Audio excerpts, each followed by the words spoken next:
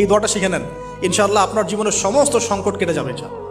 আমি নিজেও ওই দোয়াটা বেশি বেশি করার চেষ্টা করি। দোয়াটা হচ্ছে, মুসা আলাইহিস সালাম একটা গাছের নিচে হেলান দিয়ে বসলেন, বসে দেখলেন দুজন মেয়ে দাঁড়িয়ে আছে দূরে, পানি নিতে পারছে না, লোকজন পানি নিয়ে যাচ্ছে, ওরা দাঁড়িয়ে আছে বেচারি।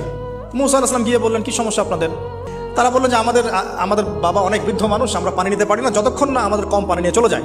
তো মুসা আলাইহিস সালাম একটু বললাম না, ফিজিক্যালি খুব স্ট্রং ছিলেন, থাকে না বডি বিল্ডার, সামনে গিয়ে কথা বলে সরো পানি দিতে দাও, তখন মানুষ একটু মূল্যায়ন করে না।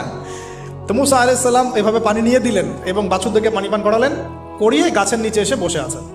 বসে বসে তিনি দোয়া করছেন, এই যে দোয়াটা তিনি দোয়া করছেন, রব্বি, একটা নেক কাজ করলেন, নেক কাজ করলেন না, মানুষের উপকার করলেন, নেক কাজ করে এসে গাছের নিচে বসে দোয়া করছেন, আল্লাহ এখানে তো আমার খাবার পানি বাসস্থান কিছুই নাই, আমি কি করব? রব্বি ইন্নি লিমা আনজালতা ইলাইয়া মিন খায়রিন ফাকির, রব্বি ইন্নি লিমা আনজালতা ইলাইয়া মিন খায়রিন ফাকির।